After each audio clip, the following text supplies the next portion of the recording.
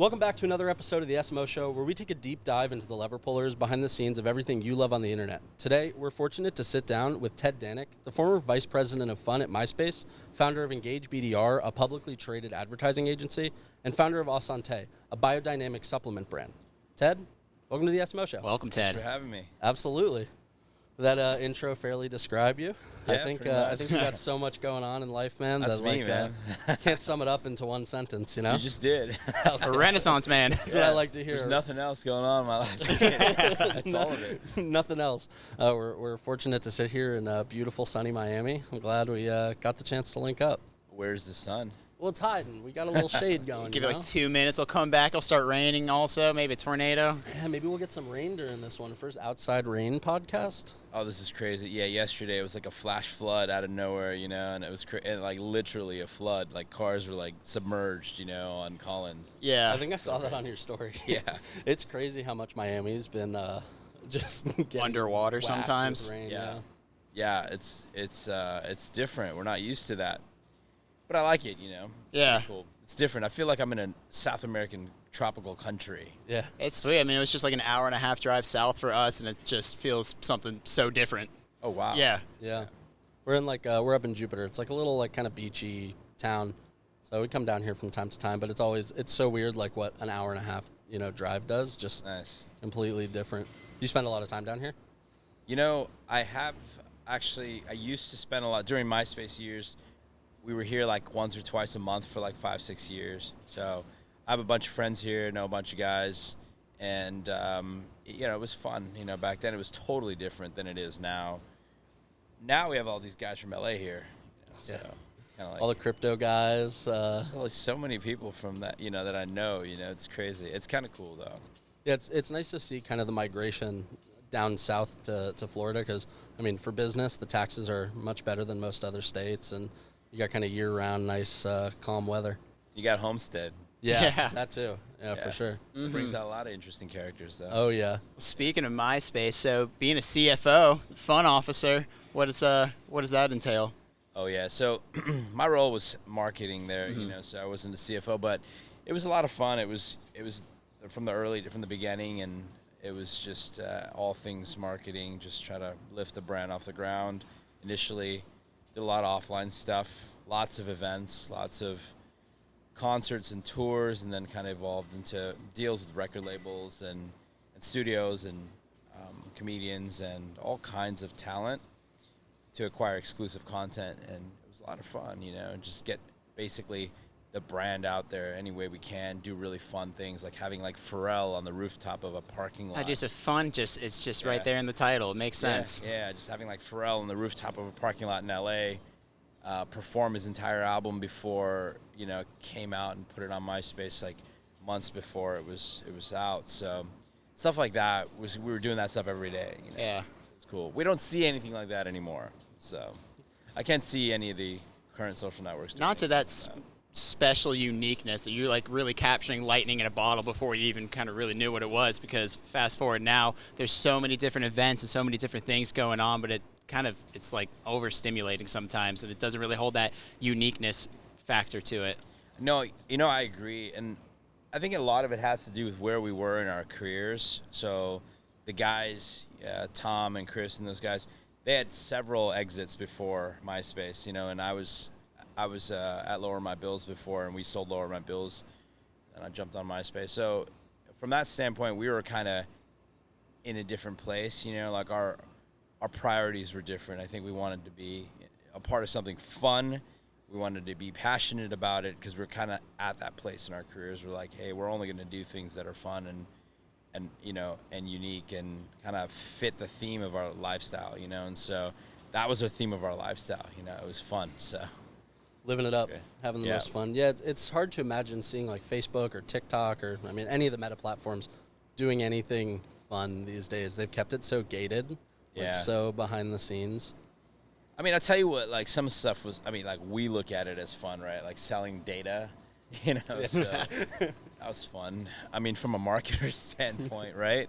But the relationship you guys had with like the artists and musicians, Pharrell performing on a rooftop, his album. Yeah, and clips, Pharrell and clips, and everyone, Pharrell and Friends and all that. It was so much fun. Like, we've done some really iconic things, back then, and that was the theme of our brand. And we built an iconic brand as a result of that. People were tattooing the brand on their arms, Like, actually, we would get these, we'd come out here, we'd have events twice a month or so, and people would demand these temporary tattoos, and people wear the tattoos, and people would come out to the events, show us their tattoos, and we're like, hey, that's not temporary, And that's not one of the wet and that's not one of wet those. and stick. So really cool stuff, and I still get messages from people. I met my wife on MySpace. I'm like, I'm sorry. Yeah. You hear so many stories like that of people meeting their their loved ones, or even people meeting like long lost family members on MySpace. All those stories. How did you find yourself in the position to become the VP of Fun at a company like that? Yeah, so it was kind of an evolution. When I came out of Lower My Bills, I was kind of in a business development role, and it was me selling for years to financial institutions.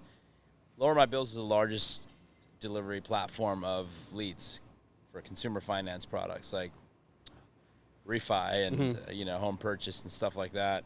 And so we're selling hawking leads to financial institutions. I mean, guys like the banks that aren't even around anymore, those kind of and Bank of America's and all the banks that are buying mortgages. So we did that for a long time, and it was meaningful for a while, but it got to the point where it was like, dude, what am I doing? This doesn't fit the theme of my, my path in life. I'm not like doing anyone a great service by this. Yeah, we're selling leads and consumers are getting better deals, and that's great, but at the end of the day, it's like, dude, it's like pulls the soul out of you, and it does. And so I got to the point where I was like, at the end of it, when we sold the company, I just didn't want to do sales anymore. I felt like that was not consistent with what I was here for, And so got into, I was friends with the guys, MySpace guys, and so I just came on and said, hey, let's just throw some parties, let's just promote the brand through offline activations and things like that. And it seemed like a lot of fun. So I said, okay, cool, let's do it, And so it kind of came, I ended up in a role where all the stuff I did was fun. I didn't do anything that wasn't fun. And it was cool, but it was sad at the same time because a lot of guys stuck on a desk, just like working really hard and doing great work at the office and, like focused on BD, like biz dev and, channel partnerships and all this other stuff, which really helped the brand grow as well. But I was just focused on fun stuff because I wouldn't do anything else. That was my thesis. It was just, let's just do fun shit, and meaningful. And it did help.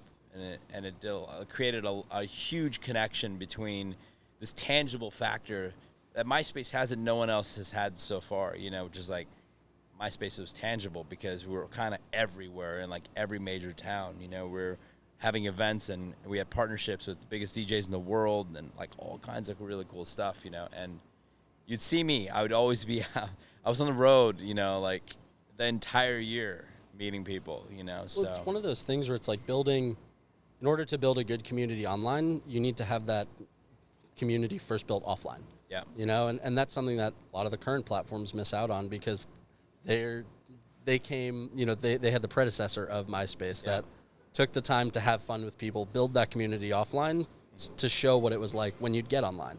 Absolutely. Where you could have music and custom landing pages and have a little bit more fun than what was the one previous to that? Friendster, I think it was, or something like that? Friendster. John Abrams, yeah. Friendster.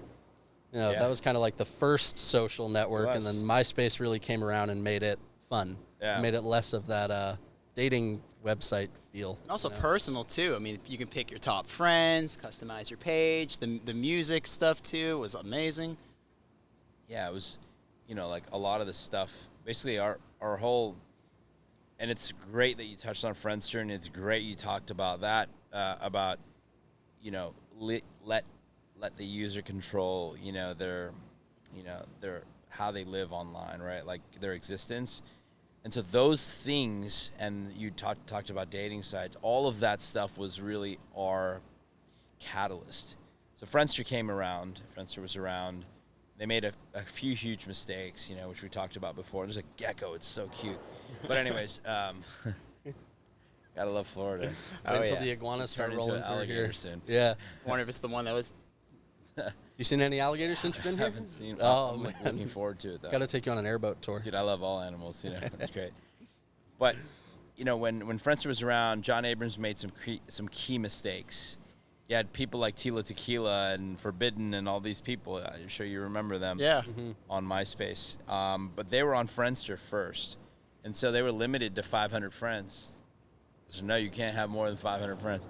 Are you out of your fucking mind? Are you crazy? Yeah. That's why Friendster failed, because one dude was like, "Yo, you can't have more than 500 friends, and you know you can't have more than like 6 or 8 pictures or something." It was something really stupid, right? And this was how Facebook was, by the way. It was the same thing, you know. You're limited across the board. So we came along and said, "Hey, like, why would you limit them?" And like, we're gonna do some really other cool things. Like, we're gonna embed HTML. You can like change your page however you want. Build it however you want. Yeah.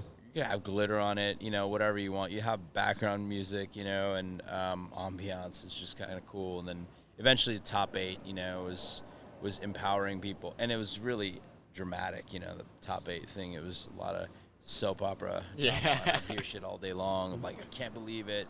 They moved me off the top 8 from whoever it was, you know. And so that kind of stuff was why we did well, in that we saw an opportunity, we leveraged it, and we ran with it, right? And so the whole dating thing, the dating site stuff was, Tom was talking about, hey, like, dating sites are they're very, at the time, taboo. It was like Match and a couple others that are out there, super taboo. And how do you make them more mainstream?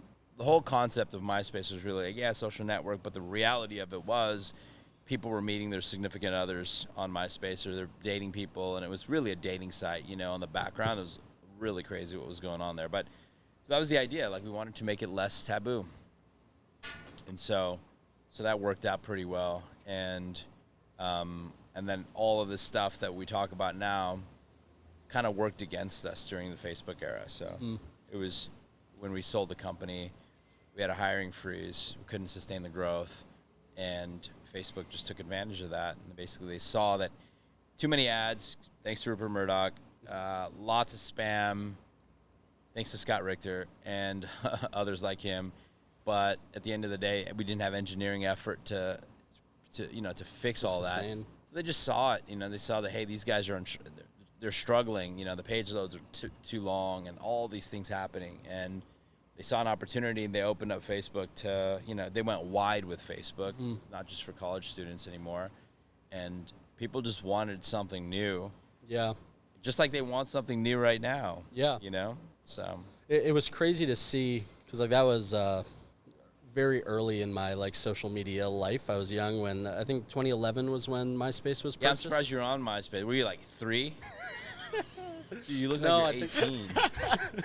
Thanks, I appreciate the clip on the beard. Yeah, I painted this on earlier, actually. Yeah, now that I think about This it. isn't even real, too. Yeah, I figured, man. Yeah, we're all. You guys are like Gen Z guys. Are we technically My Gen Gen Z? Z podcast. You are. I'm a millennial. I Okay. think Gen Z cutoff is 96. Damn, right there. Dude, my 97. girlfriend just fucking slapped. She just told me I was Gen Y. Gen Y? She was like, "What the fuck?" I haven't heard. Yeah. She's, "You're Gen Y." I'm like, "Dude, is that good or bad?" I have to say this, and I don't know if to please take it as a compliment. Sure. I was watching some. I saw some like old photos of you or some old podcasts. With I know what you. you're going to say, yeah. Uh-oh. Dude, I don't know how you did it, but you look younger now than you did in those previous podcasts. That's funny, man. Yeah, I have like a whole podcast on that, you know, like just talk about health and wellness, and you know, yeah, I'm 47, but yeah, health and wellness and how to get to, you know, like, and I get calls from like Chase. We're talking about Chase Hero. Chase like, bro, like, how, like, what are you doing? Like, how are you doing this? And his wife will hit me up and ask me questions and stuff too. But yeah, it's just, you know, it's just being around people that are doing stuff right. You know, just being around that osmosis is, you know, really, it changes your life. You know, so I've been around the right people, and it helps me kind of reverse my age. Yeah, I love that. So Is there anything that you're doing for yourself though, with other than being around the right people? Just like any food, like morning routines that you've there's a lot. So I think like, basically with the health and wellness path, I had to realize, so like you talk to Chase, I've known Chase forever and we're like really close and we've been friends for a long time. And he knew me in a different light back in the days and where I was just fully focused on, I was like a typical Indian tech guy, and I'm from India, so I could say that, but it'd be weird if I wasn't Indian. So. You were born in India? Yeah, I was born in India, yeah. Like that film Slumdog Millionaire? Yeah. Yeah, no, I'm just kidding. No, but essentially, so back in the days, like so maybe like 7, when I was like 39, 40 years old, I had a realization. I was like 7 years ago. I was like really focused on business, like Engaged BDR was, about to go public, at the time through an IPO. And I was just like, really affected. Every movement in the business was affecting my existence, meaning I was so impacted. My health and wellness, physical appearance, everything was driven by my business and business health. Like if the business was doing great, I looked, a certain way. The business was doing like not so great, I started to degrade, and so everything was attached to that. And so I had to come to this realization where I started having all these health issues, I had to come to this realization that life is not about business. And the most important things in life are not business. It's not. It is your job. And forget about owning a company or not. It's a job. At the end of the day, whether you're working for yourself or working for someone else, by the way, you're never working for yourself. You're working for the people that work for you. Always working for your end of the day, you're working for your employees, okay? So people that say they work for themselves, they haven't figured it out yet, and that's when, it gets taxing on your health. So I got to the point where I was just like, I'm 40 years old. I'm looking like shit. I feel like shit. I have no energy. I'm depressed. I have anxiety. I have all this stuff happening to me all the time.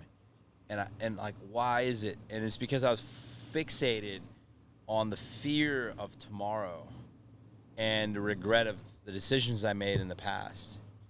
I'm living like that, living in between these two places, right? Fear of the future, regret of the past, just living between the two, never living in the middle, which was today, right? When you realize what's most important to you, it is right now. It's what's happening right now. What's happening right now is your health. It's either rebounding or it's on its way out, or you're on your way out. And your relationships, friendships, family, all that shit is today, because you don't gain time, you lose it, right? So today's so much more important. So I started figuring that stuff out 7 years ago. And then I got to the place where I was like, I found a doctor through some relationships. And one of my business partners is this guy, Mike Shoehead. He's like Mike Amiri's cousin. Mike Amiri is my cousin. I'm sorry, he's my cousin. He's my son, actually. No, I call him son. But no, he's my business partner. We own a couple businesses together. And actually, Chase was in my office every day when Mike Amiri was in my office every day. It was kind of crazy. He's a fashion designer. He's one of the biggest guys in fashion. He built like a multi-billion-dollar business over the last few years. Yeah. He's really crushing. And so during the time when all this stuff started happening, all these realizations started happening, I came across some people that were enlightened, and, they'd kind of figured some stuff out. They started to, introduce me to different people that made sense. And that's when I started really realizing that, I was around people all the time that were really good at business. My people, I didn't really have friends, at that time. Like, I just knew everyone. And I had all these people around me that were friends, right, ish. But they're business people. Like, I'm very careful about who's around me. I always have been since I was really young. So I protect my environment. I understood at a really young age that you are who you are around. The 5 people you're around, you're becoming them or you become them, so you better be okay with being them. Yep. And I've always followed that principle. My dad drilled that in my head, it was really, really early age. And so, like, the people around me were, like, great at business, really, really smart people. But these are great people. They're people great at business. And so I never had depth in relationships. I was just, like, they're my peers almost in a way, right? So I'm learning a lot of great business stuff from them, and it was awesome. So that was great. But then I started talking to, like, developing friendships, and I was like, hey, there's more to life. I got to be with people. My purpose is not just to grow businesses.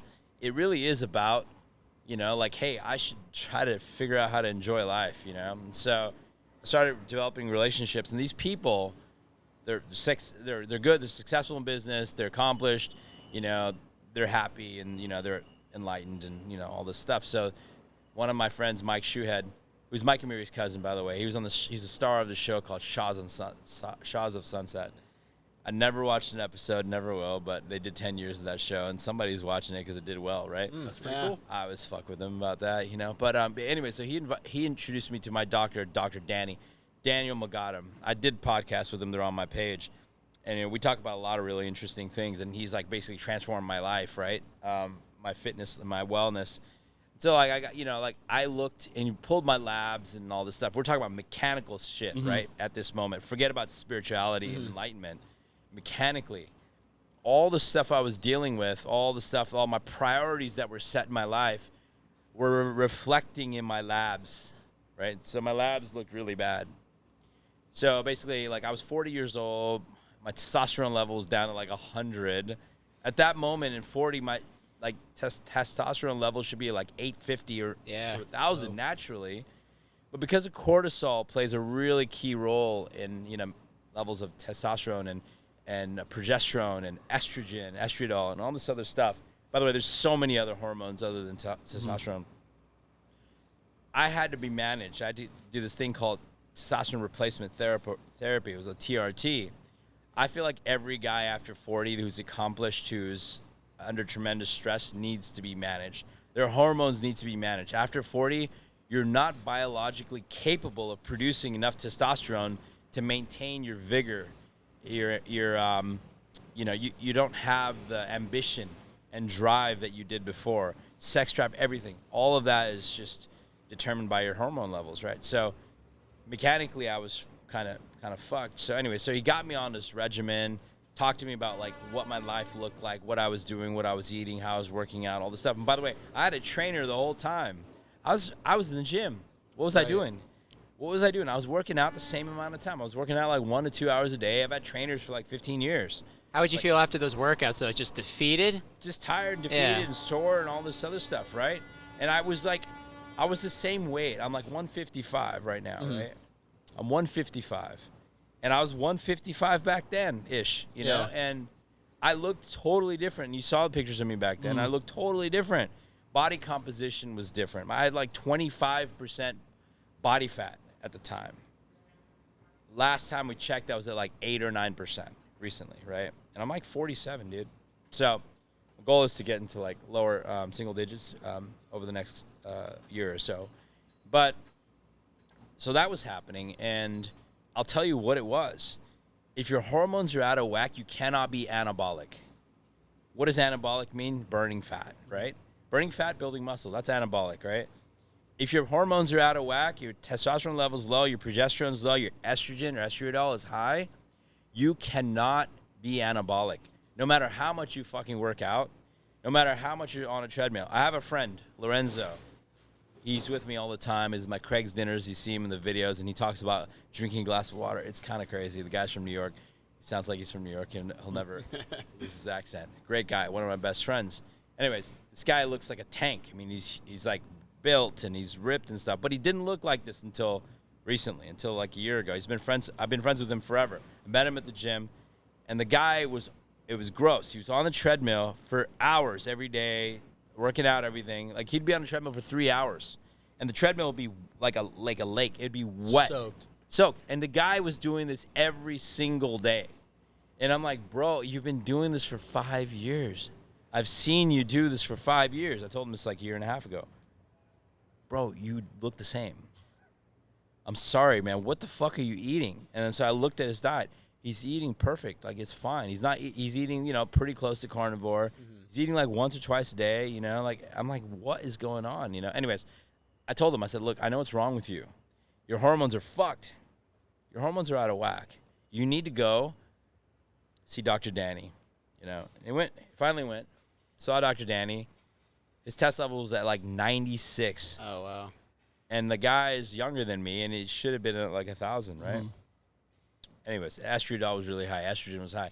So, like, estradiol gives you, like, belly fat and love handles and, you know, shit like that, you know? And it's classic. I could tell when people's hormones are whack just by looking at them, you know, out of whack. So he went, saw Dr. Danny, corrected all of that, got on TRT. The guy's ripped now. It's crazy. He looks great. You know, it looks really good. And he feels different. He's booking so many. He's an actor. He's booking so many more roles. He's so confident. You know, everything is different in his life as a result of that. So to answer your question, why I look so different, a lot of it has to do with hormones and managing them. And now, you know, we're not like juice heads or doing any of that stuff. All of this is managed by my doctor. So I get labs like every 90 days. We make changes in the regimen, you know, based on, you know, it's stuff like what I eat, supplements I take, you know, all of this stuff depends on, you know, my labs or, you know, the proof of that. So essentially that's it. So that was the first part of it. And then I went down the road of like, understand, hey, by the way, I'm Hindu. Like, I grew up Hindu. I'm not practicing, but my parents are Hindu. We're like pretty spiritual fucking people, right? But I wasn't. You know, like, what happened? Somewhere along the line, I lost it. You know, I lost my priorities. So I had to refine that. So I found one of my friends of 20 years, Tommy Lastra, very spiritual guy, can be super annoying sometimes. I'm going to clip that for him. But I love him. Whatever. No, you don't have to clip it. Yeah, but he introduced me to TM, and it really changed my life. And TM was Transcendental Meditation. And so I was trained by Denny, who's been teaching TM for 47 years, and he learned it from the Maharishi himself. And he lived in India. Denny lived in India. He's based in Santa Monica. If you're going to learn TM, that's the guy to learn TM from. He is the closest to the source of TM anyways. So he taught me TM. It took me 4 days and trained me, and it made such a difference in my life. And everyone around me used to think I was always a little anxious and stuff. But one thing that's consistent with people, they always say I'm one of the most calmest people they've met. Calm under fire, which is crazy. Like, my fires are like really, really insane fires. And I learned a long time ago that we are paid, the people that are paid the most are the ones dealing with the biggest fires, right? So my life is is comprised of fires, right? Just everyday fires. Yesterday, fires. Yesterday, lost payment processor, fires, you know, like just nonstop fires, you know, like what the fuck? It's just every day I get kicked in the nuts, you know? So over time, I just realized that that's just how my life's going to be. If I want to accomplish something big, I'm just going to realize that I'm just going to kick the nuts every day, you know? And I got to be calm while that's happening, because there's nothing good that comes out of being anxious, you know? So meditation, TM meditation helped me a lot with that. You feel like not drinking kind of played a role into that too? So that's part of the journey. Like, so fixing my hormones made a huge difference. I started looking and feeling so. By the way, when you're healthy, you make better decisions because you feel great, right? Yeah, when you feel great, you make better decisions. All about decisions. This whole thing is about decisions. Every decision you make, it's going to determine that, you know, like where you're going to be next, you know. So I learned TM. TM made a huge difference. And so, like, I'm doing all this stuff. I'm eating well. By the way, my eating is like, you know, until recent. I have a girlfriend now. I'm always in a relationship, by the way. So I have a new girlfriend, and we went on this vacation, and like it was like we're gone for like 45 days starting in Where'd you go? December. So I went to Art Basel here, and then went to Thailand, and then went to Bali, and then went to Tulum. Just kept going, you know. And well, she was just recently single, so I had to take her off the market. You know, I had to like keep her out of sight. So I just hijacked her for like 45 days. You know, yeah, that was it. You know, it was great. But I just couldn't. You know, I kicked my whole 3.5 year fasting movement. You know, and I haven't gotten back into it so much. I'm still eating like twice a day, but like normally, my 3.5 years, I was fasting 23 hours a day. Mm-hmm. OMAD, which is 1 meal a day, right? So I was like doing that, OMAD, carnivore diet, right? So MySpace Tom, my best friend in the whole world, has influenced like a lot of stuff that I do. One of the main reasons why I don't drink is I'm around Tom so much, and Tom has never had a sip of alcohol in his life except Really? once on the Great Wall of China with Rupert Murdoch and his wife Wendy at the time. Pre or He had post exit? he had a sip of wine, but didn't swallow it. But that was the only alcohol he ever consumed. Was that pre or post? Post? Okay. Post acquisition, yeah, on the Great Wall of China. It was Yeah. pretty crazy. wild.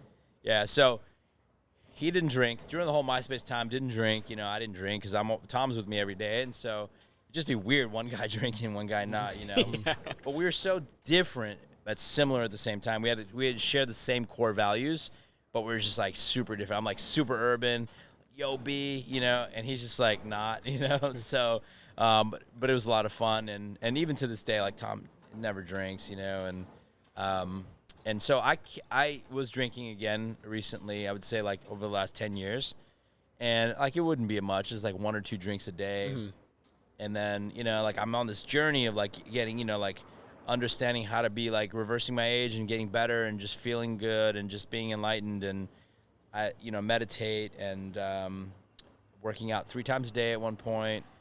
It's like down to 1 to 2 now, and then also the fasting and the carnivore diet. I got all this stuff from Tom, by the way. And he's like, and then at the same time, I'm like, yeah, I'm still having alcohol once or twice a week, and I'm still drinking.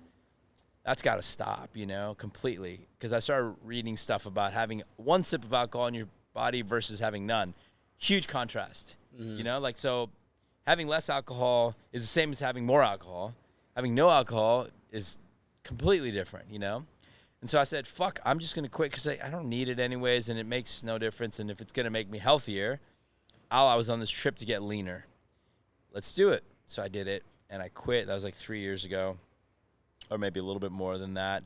And so that changed a lot, And then I discovered microdosing, which is like fucking like I became a different person entirely, through that.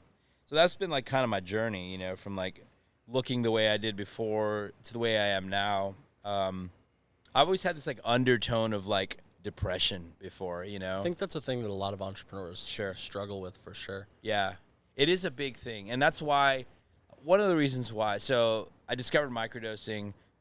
One of the main reasons was like, hey, I was running a publicly traded company, and it was the worst time of my life. I mean, it was fun and it was exciting, but it was so bad. Like, there's an article about me driving a Bugatti or some stupid shit we took it public in Australia, and these trolls and these shorters, they'd like pay these journalists, and like I'm talking about big publications like the Australian Review, and it's so corrupt in Australia. They'd write an article about me. Oh, this CEO of public company driving $2 million Bugatti. He's way overpaid.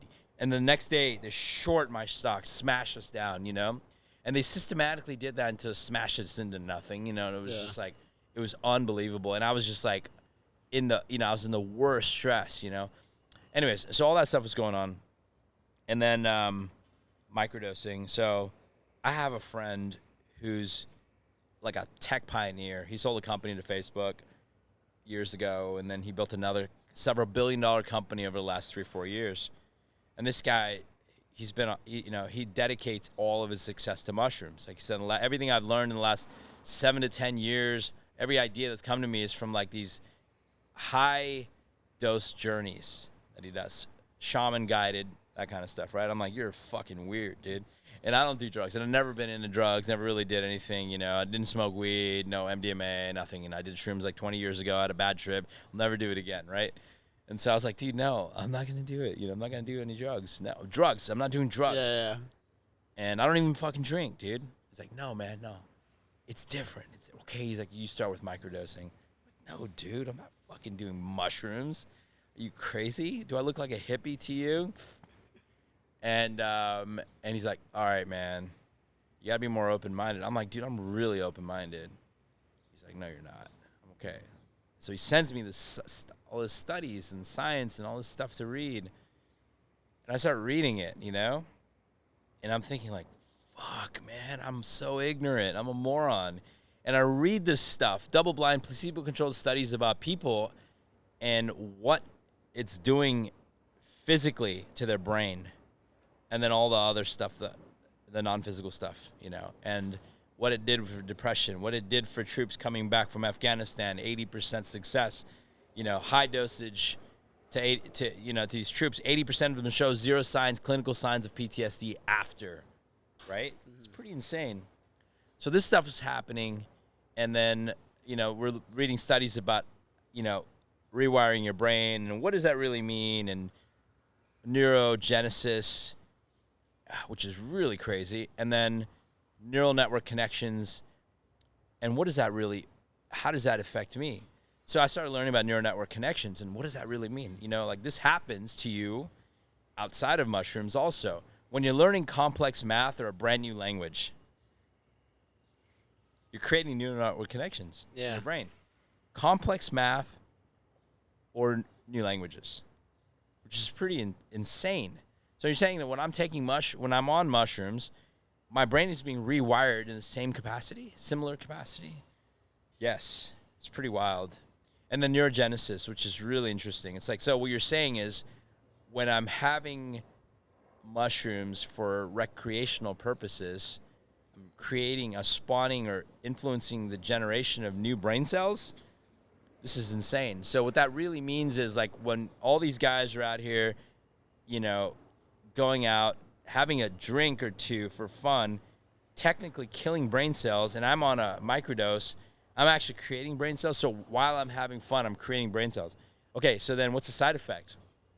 What are the side effects, right? And I'm trying to figure this out before I even try it. I'm trying to read about the side effects, it's not addictive. You don't have a hangover. You feel better the next day than you did the day before. There's no depression. There's no crash. You don't get dehydrated. Like, what is it? There wasn't any.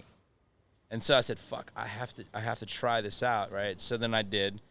And then I went down the rabbit hole. So then I tried it, felt great, fantastic, but I started feeling inconsistency in products, And we're talking microdosing, which is, you don't hallucinate, you don't see anything, generally, a lot of times you don't even feel high. You just feel euphoria, a little bit of body high maybe, or you feel like mood enlightenment. Happy.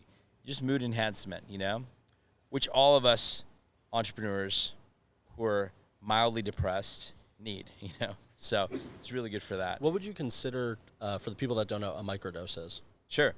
Technically, microdosing is anything under, I would say there's two kinds of microdose, right? Brain supplement and then recreational microdose, right? People are talking about macrodose and microdose. Well, it's a little bit more complicated. We're talking about society and how they're receiving, mushrooms today and how they're dosing it. And I have a company, and so this is how people are taking it. So there's people that want to take it as a cognitive supplement.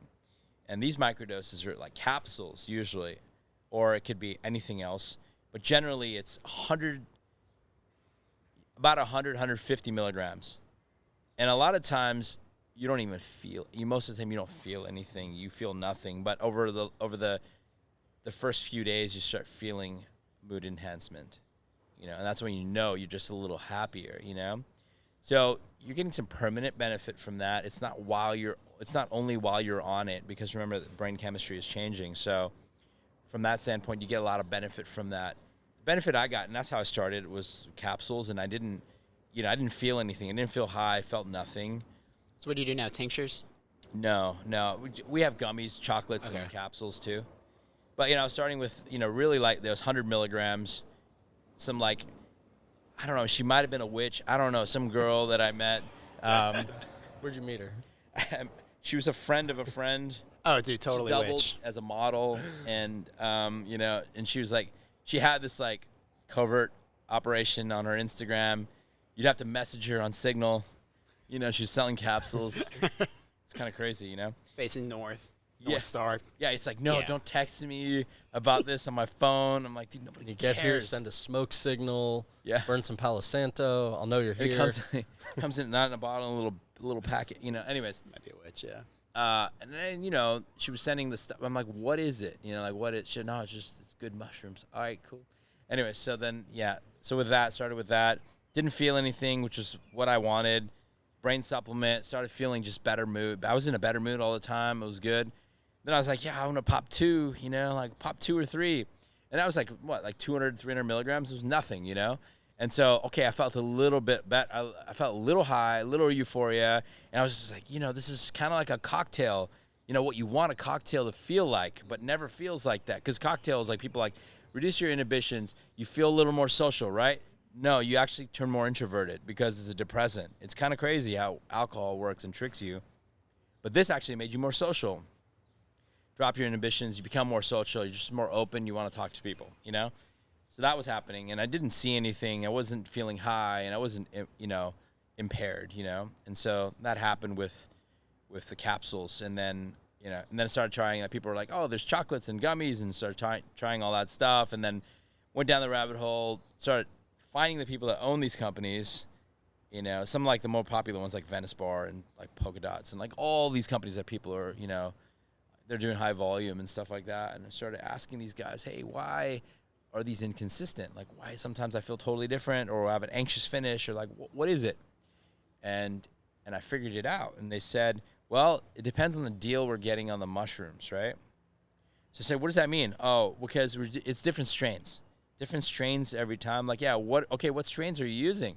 They're like, oh, we're using strains that whatever we get a good deal on at the time. Like, wow. So it's commercial. Like, yeah, it's a business. Okay, makes sense. So then I started asking people and shamans and all these people, hey, like, what's up with the strains? Like, what does that mean? Is it like weed? It's like, no, it's completely different. It's not. It's more of like a mushroom species, right? It's a type of mushroom. And it's consistent throughout the world. So you find a penis envy mushroom here, it's going to produce similar results and effects in Brazil or in other parts of the world. That strain of mushroom, you're gonna have a predictable outcome every time. Okay, cool. So what are the strains? So I started realizing what strains we should, the strains that people should take because they're good and, they don't have the anxiousness, right? I didn't like the anxious stuff, at the end because, hey, mushrooms are supposed to treat anxiety, right? So then I just reverse engineered the industry basically and came out with my own product.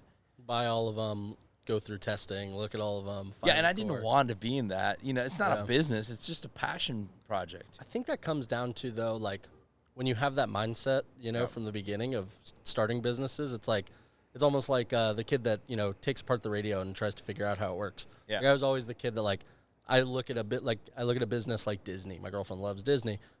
I would go there and I'm like, wow, this is so cool. But I'm like reverse engineering, like, how long did it take to build this place? How much revenue are they doing a day? And it's like similar in the, in the space of like creating this brand. And the only thing that you have to kind of base off of are what other brands are doing. And it's like, okay, let's pick apart what kind of gelatin are they using in their gummy? What kind of sugar are they using? What kind of this, strains of mushrooms? And then kind of like figuring out, okay, I like this combination of gelatin with this combination of, strain. This is my perfect product. Move forward with it. Exactly. And it's funny you said gel because, one of the best products that went to shit, it was this gummy called Mind, MYND. It was the best. It was heart-shaped gel gummies, and they were fantastic. And then something happened, and they became the worst, and that prompted me I got to go down this road. And one thing we didn't like about those gummies is they turn into one gummy. You leave them in the car, turn into one gummy. Yeah, it would be one big gummy, and then you're like cutting pieces. And then you take the whole thing, right? You just cut pieces for people. I had a terrible experience with edibles. Yeah. So we said we're never doing gel. We're going pectin. So we went pectin. But yeah, that was the kind of the path down that road, and then. It's funny because most people they are introduced to adaptogens before psilocybin. It was backwards for me. So then I researched and started to understand adaptogens, which were the mushrooms that like are available kind of everywhere: chaga, lion's mane, reishi, turkey tail, cordyceps, and several others. And these were like really, really great on their own. So we have products that are non-psilocybin products that are like chocolate bars that are adaptogens, which are fantastic and make you feel really great, but they don't get you high. But when you bundle that adaptogen with psilocybin, it's another fucking world. It's totally different. I've never heard of the term adaptogen. What is an adaptogen? Adaptogens are the, what we call super mushrooms. Yeah, like you were talking about, like lion's mane or turkey tail. Lion's mane, turkey tail, reishi, cordyceps. chaga. These are all like mushrooms that are superfoods, basically, that they have a lot of really fantastic health benefits. Each one is kind of different. But there's a lot of teas out there with those right now, chocolate bars, other supplements, powders, etc. And people are they're becoming really popular right now. But no one's marketing them the right way, Mm-hmm. So there's a huge opportunity for that now. It's crazy. Earlier we were talking about how Florida's just so weird. It'll get hot, and now it looks like we got a pretty big storm coming. But we're good. How you feeling? You good? I feel great. Is this gonna drip I on don't us? think. I don't Brandon, you know if this is gonna leak? Cool. Oh, Sweet. it's waterproof? Yeah, it looks like there's a. And you, Yeah. Ruka, right? Ruka. Yeah, that's what I want to say, that we're outside in this beautiful courtyard at Ruka Winewood. What's that say? Winewood? Ruka Winewood. Winewood, yeah. Yeah, a beautiful wine bar and coffee shop here. I get tongue-tied in, sometimes. Winewood, Miami. Winewood. Say Winewood 10 times fast. Winewood. Yeah, don't get me Yeah, to do it's that. Nice play on words. Winewood, Winwood. Yeah. You said you come down here for Art Basel. You spend time around Winwood a lot? I haven't been to Winwood. This is my first time at Winwood. Oh, cool. Yeah, is Winwood basically just like close to downtown Miami? It's like the art arts district. Yeah, it's more of like an arts district. There's a big music and creative scene down here. Yeah. So basically, the whole supplement side really, this is kind of how I arrived at the biodynamic supplement world. So we're doing a lot of stuff in supplements with Chase and a lot of the performance marketing community for a long time. There's some products that didn't exist, so we wanted to create some. Like, this problem with sleep these days. Sleep is the biggest issue. Like 5 out of 10 people you talk to are having sleep issues. Mm-hmm.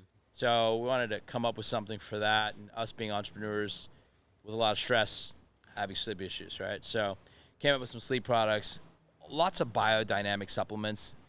Came up with this brand Au Santé 5 years ago, and then CBD became, viable, and so we added CBD to our supplements as well. And so the last 5 years, biodynamic supplements created from need, my own need, and then added CBD, which was also created from need, really great stuff there, and then added the psilocybin and non-psilocybin mushroom products as well to that. So it's all kind of from need.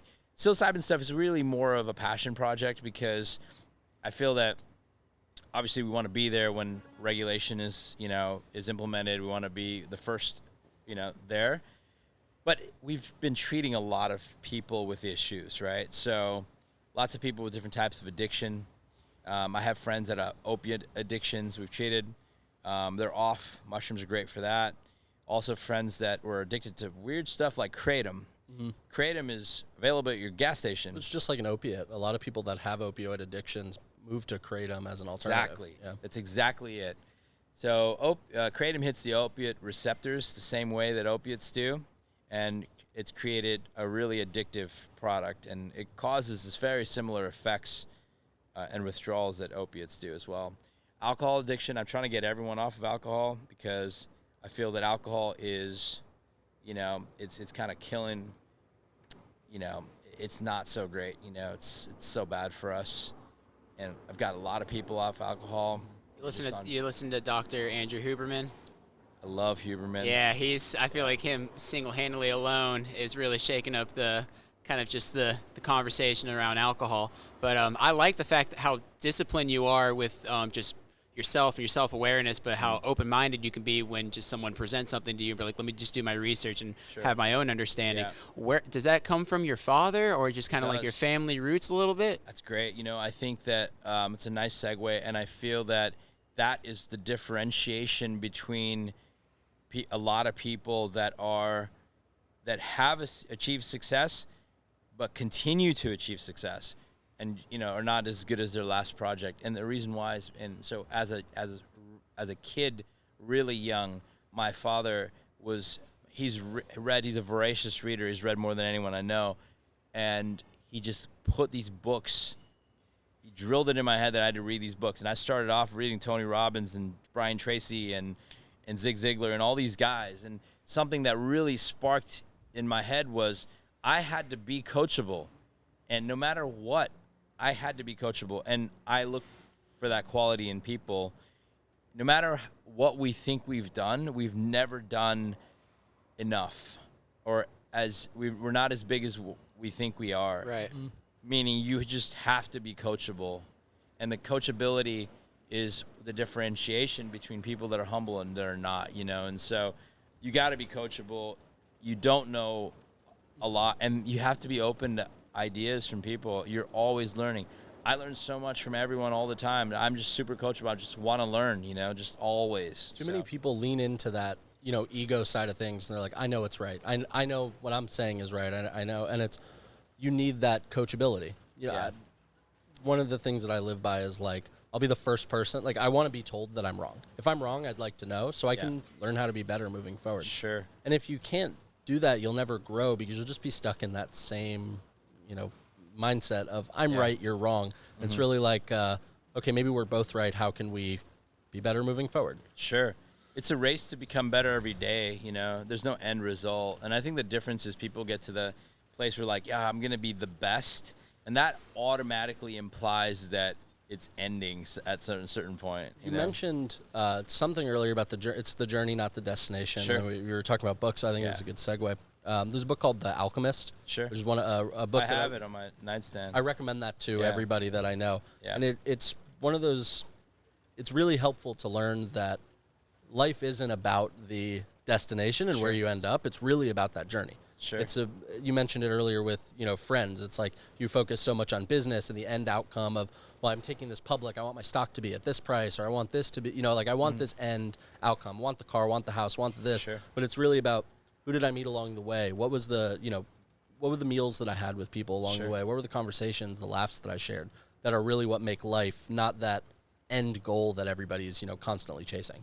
Yeah, no, I agree. And that also brings me back to talking about like being present. And so everything that I've done over the last few years has really been consistent with training my mind to be present.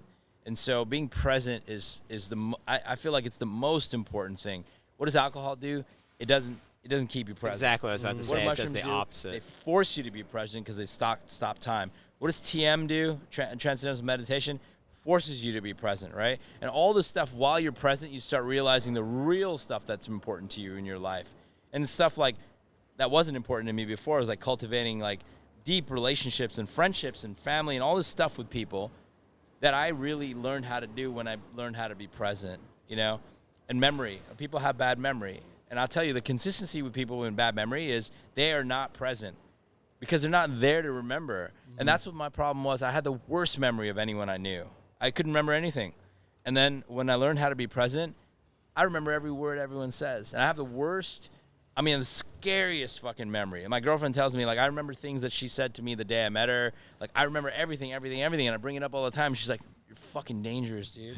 It's a discipline, but sometimes people don't allow themselves to be. They just kind of just throw their hands up and say, oh, I just have a bad memory because of this or this. And they just don't really know how to get to that place. I mean, something that I've learned was cold plunging and doing like ice baths. If you are having any troubles of meditating or just being present or just your thoughts are just bouncing all around your head, getting into an ice barrel of 47-degree water for 2 to 5 minutes will force you. Yeah. I mean, I have 2 cold plunges at home, but yeah, I think it's cold plunge is fantastic and so good for your health too. Oh yeah. Sauna, cold plunge, contrast. I do cryo. I'm like known for cryo for years, and I've been doing cryo for like 10 years, and so all that stuff's really great. But yeah, all this stuff is like really the bottom line, the underlying result is, hey, you know what? Let's not wait to have a good time till we get there. That's profound because, like, where are we going? You're never there. Why wait? Like, this is right now. Yeah. It's the moment you're living for. It's right now. It's today. And what's important to you right now and today, everyone's going to basically, they're going to tell you, like, all the stuff you can't replace, which is your family, your friends, your youth, your health, all of that shit. It's critical. And once you realize that that's important, then none of this other shit fucking matters. Like, you're building a big company. Great. That's your job. Great. You'll make better decisions when you're happier. Focus on being happy first. I love that. Yeah. Happiness is one of those weird things where it's like so many people strive for it. And like you said, if you just stay more present and be with the people that you love and care about and kind of foster those relationships, you'll always end up being happy for the most part. Yeah. And it's not always about the shiny object. Too many people have shiny object syndrome. They need the newest, fastest, cleanest thing when it's like, let's learn to love what we have in front of us and be present in the moment. Yeah, I think that's exactly. Just to time really is just to focus about time, the present tense and all this other stuff, like stuff. It doesn't it really doesn't fucking matter. Yeah, it's all elasticity. You lose it, you gain it. You lose it, you gain it. It doesn't matter. But, the times that are consistent, I've had like times where it's like really tough and economic duress and financial hardship and all this stuff. But I've had like, I can remember that the journey back up, during that time is profound, and it really says something. And sometimes, you do your best work when your back is against the wall. But then that's when you really start realizing like I'm losing things or I have nothing, but this is what I have right now is the ability to come back, and I have these people around me, and by the way, I'm healthy. I have friends with cancer, and I'm just like, what am I fucking stressing over? I have my health, and there's nothing you can trade for. There's nothing you can trade for that, My dad would always say when somebody asked how he's doing, I woke up this morning. Right. That's a good start. Yeah, that's true. I love that. So many people don't wake up the next day. It's like, Yeah. if you woke up, you got 10 toes down, you got 10 fingers, you're doing good. Yeah. I mean, through your life and experiences and just like trying times, I read about what happened when someone broke into your home. Sure. Can you elaborate a little bit on that? Because that was so that was recent. That was September 7th last year. That was my new birth date. I've been through a lot last year, and then and then on top of that happened, and I was just like, when is it gonna end? It's just fucking crazy, and it's been hard this year too. Like, I'm faced with all kinds of stress, and all kinds of business issues, and a lot of people this year are faced with a lot of stuff going on too, and it's like, it's challenging times. People are, and a lot of it's masked, and that's why, like, what happened last year is kind of part of that, because like crime went up, and last year was a tough economic year, and maybe this year's worse, and all that stuff's getting worse. But yeah, somebody came in my house, it was like I have these dinners, and people are watching my stories and stuff on Instagram, and I do this like, I finally got a mosquito bite in Florida. That's great. Fuck. Did you get a suspended driver's license while you were here? No, Like a mosquito bite and a mosquito bite and a suspended driver's license? That's crazy. Means you're in Florida. I almost got both in one weekend. That's crazy. That's a whole other story though. But yeah, so basically, it was on a Wednesday night at like 7 p.m. and I was getting ready to go to my dinner. I have these dinners I've been having at Craig's. It's an iconic restaurant in LA. We do it like every Wednesday at 7 p.m. for 3 years. Iconic place. It's like 12 guys. I have a dinner club of like 50 guys. Dinner club is called Comme Ça. Really great guys. I vet every one of them. Really accomplished, coachable, no egos, no arrogance, just nice guys, and contributors. And so I'm just chilling in my master bedroom in my boxers, and I hear my door chime. This guy comes in my house, right? So I look at my cameras, and this fucking guy, he's like 6'5", with a ski mask and a hoodie. And I'm like one of the most confrontational people you'll meet, in life. So I grab a gun. I got all these guns throughout my house, but I grab a gun right next to my bed. It's a Glock. I run upstairs, and I like confront this guy in my boxers. And I'm like, yo, what are you doing? What are you doing here? Like, he's wearing a fucking ski mask. Obviously, he's here to rob me, And I chase him out, I chase him out of the house. He runs. I have one in the chamber. He reaches for something, so I'm about to unload, But he turns around, so, I'm not going to shoot a guy that's not facing me. Mm-hmm. And so he runs down the street, and I chase him down the street. Big mistake. I shouldn't have done that. So I chase him down the street, have him cornered in my neighbor's yard, and then something happens, he's on the ground. And I realized at that moment, like, all the red goes away that I'm seeing, and I'm like, oh, fuck, I'm not at my house anymore. I'm at my neighbor's house, and I just chased this guy with a gun down the street. in your underwear. In my underwear. I'm wearing my fucking boxers. And by the way, these videos went viral. They're all over the internet. In LA. In LA. In one of the most liberal fucking places on the planet, right? You got it. And so I'm thinking like, dude, and then I just start thinking about all this shit. I'm like, what am I doing? I don't want to shoot anyone, like I don't want to fucking, what do I want to do? The guy's unarmed. Yeah. I don't want to hurt anyone. I'm like, fuck. So that's realization's happening to me at the same time he charges me. He sees that I'm fucking like, I'm thinking about this shit, And he charges me. Was he conversing with you at all? Or Yeah, he it's was. just- He okay. was. And anyway, so he charges me. The guy's 6'5", like 300 pounds, big dude, right? We get in a scuffle, and he breaks my hand in the process. And then in that I didn't know what was going on, but somehow the mag got ejected. Magazine got ejected from the gun. One was in the chamber, and I'm trying to shoot him. In your gun or his gun? It's my gun. Yeah, he didn't have a gun. He didn't have a gun. He had something else. He had a taser or something, right? Anyway, so the mag got ejected, and I don't know who ejected the mag. It was just during the scuffle. It happened.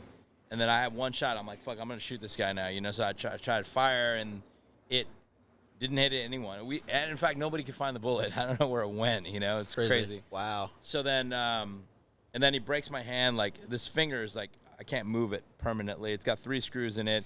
It was broken in half. Wrestling the gun out of your hand? It was my trigger finger. Yeah. And broken the trigger. That's crazy. a really common fracture when people are like wrestling for a gun in a self-defense situation. So crazy. Yeah. So that happened, and then he got the gun and put it in my face and fired twice, But there was one click, but there was no bullet. And he looked at it, and it's just like, you could see it in the video, and then he beat me in the head with a gun. So I had staples in my head and shit. It was fucking bleeding everywhere. And then he took off. But yeah, so it was kind of crazy that, if that didn't happen in that sequence, if the mag didn't eject first, and then that one round went off, if it was reversed, I would have been dead. If the round never went off and the mag just got ejected, there's still one, and that. Yeah. I've seen the video. Yeah. It's wild. Yeah. It's almost in a way, and this may sound kind of strange, but saved both of your lives. Yeah. Because had he pulled the trigger, had there been a round in the chamber, pulled the trigger, Yeah. very well could have been the end of Ted. Yeah. And that guy would have probably spent life in prison. Yeah, I think that it happened the way it's supposed to, and like that puts everything into contrast of like, dude, I'm alive, I'm healthy, like fuck all this other shit. Yeah. Like this is crazy. Like and after that I was like on this really, really crazy cloud of like I was super happy after that. And everyone was asking me like, dude, do you have any PTSD from this? Like you had a gun in your face and all this stuff. I'm like, no, dude, I'm alive. And you know what, by the way, I grew up in the Bay. I grew up in SF.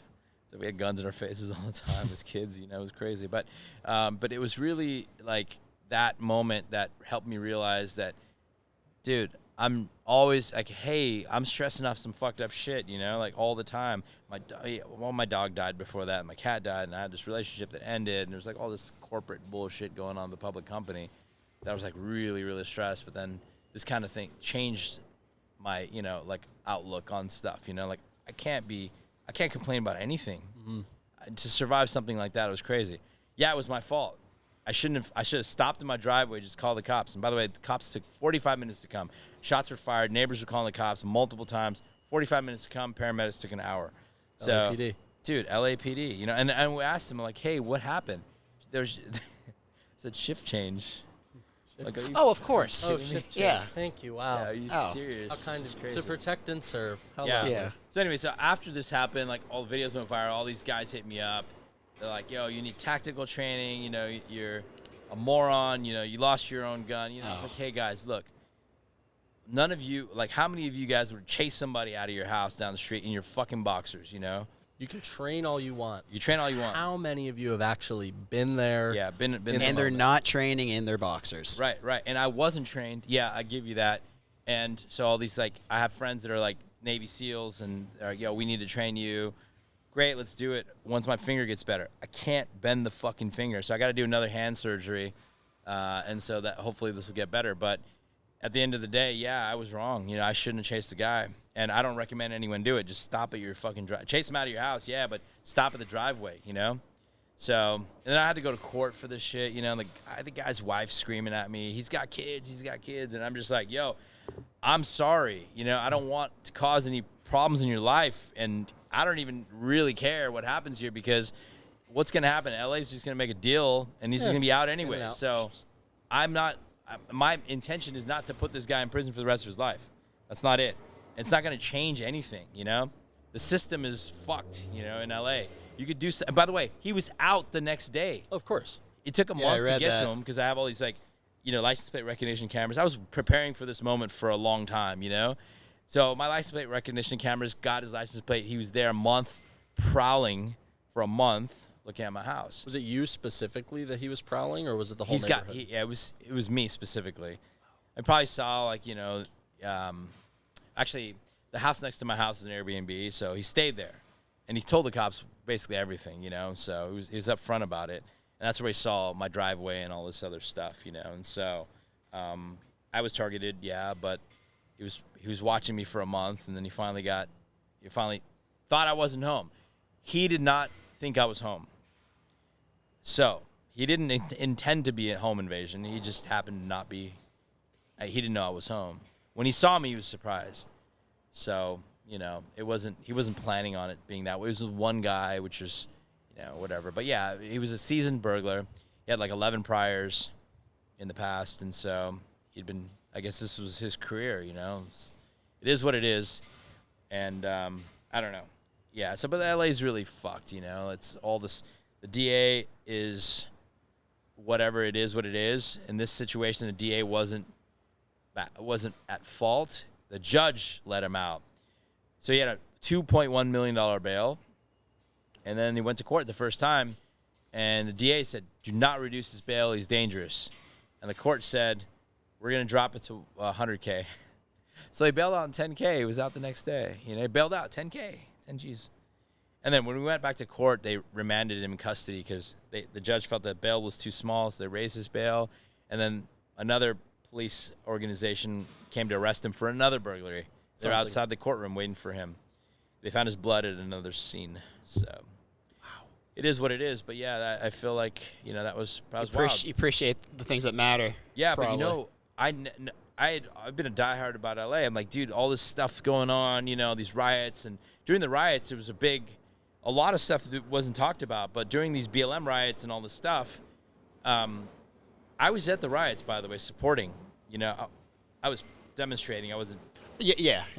But anyways, while this stuff was going on, they were like organized crime gangs that were actually robbing houses when people were distracted. So they'd have these like rallies and riots on Sunset.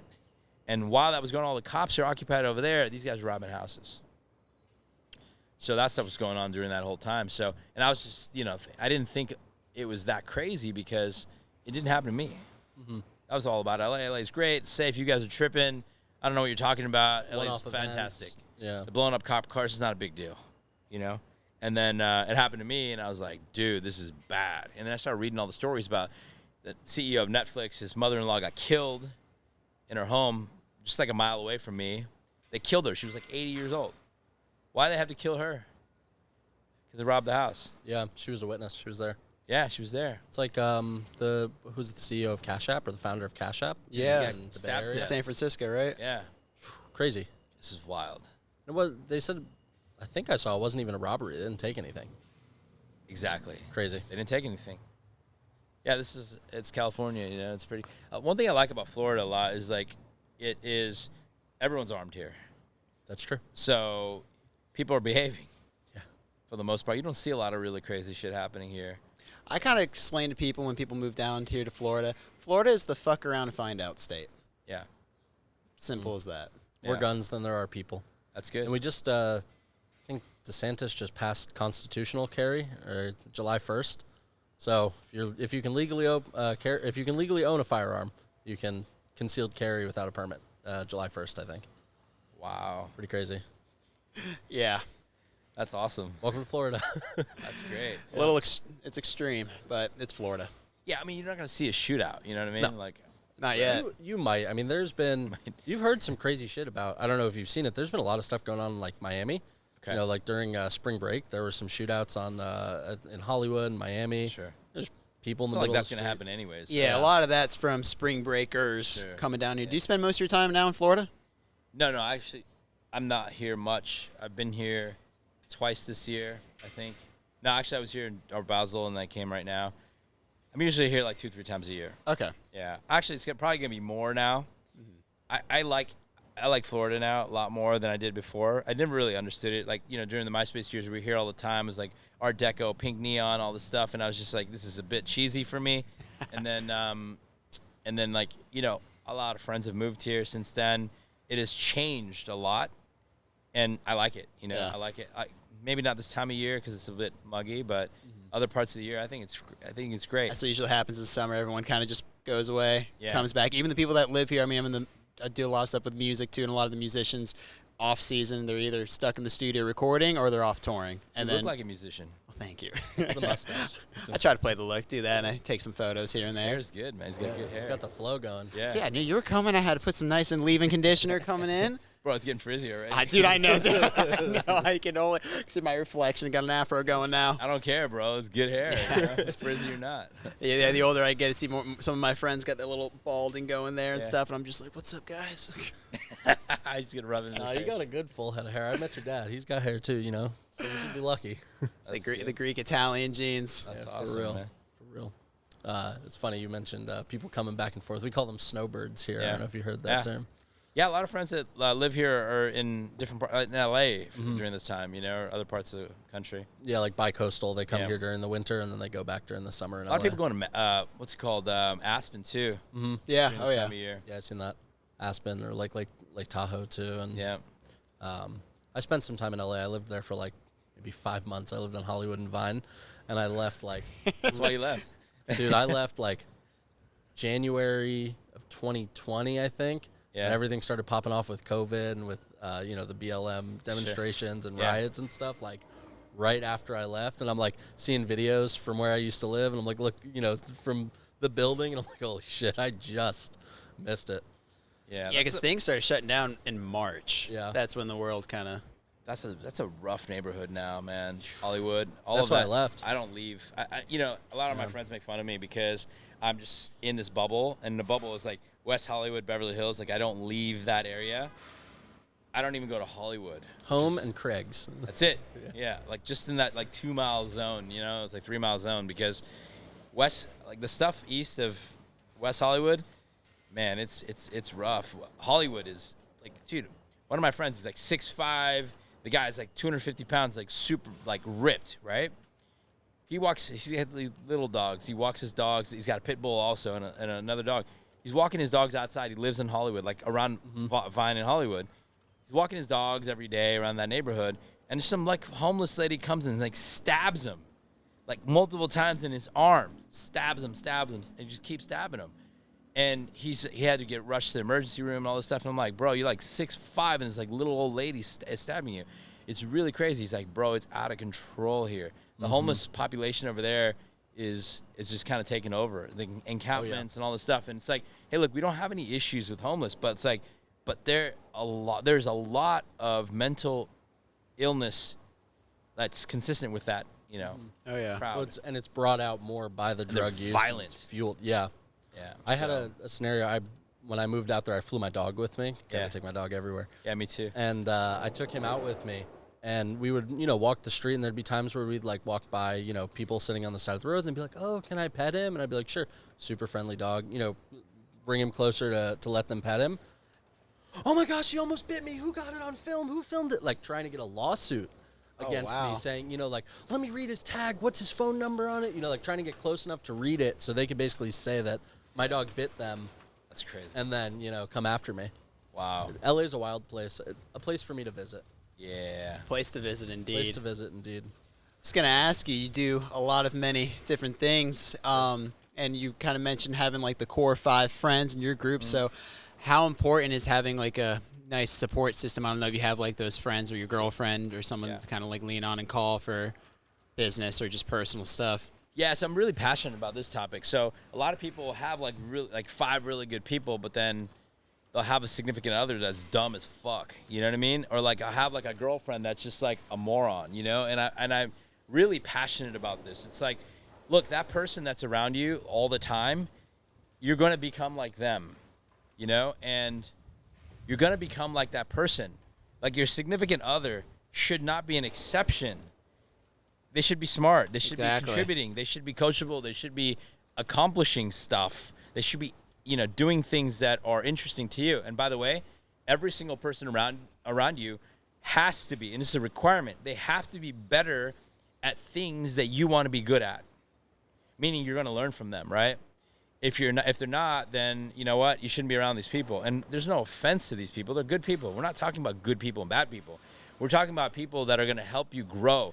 It's time that's valuable in life. And with time, you want to grow. You want to grow every single day. So with a significant other, they've got to be smart people. You can't just be around a hot chick. The hot chick has to be smart.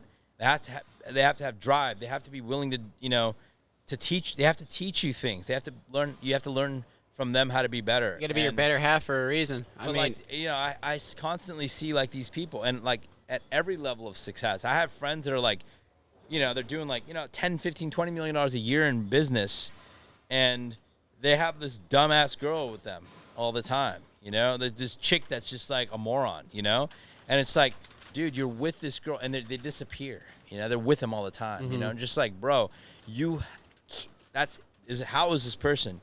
And they're constantly complaining about how dense they are, or like whatever it is.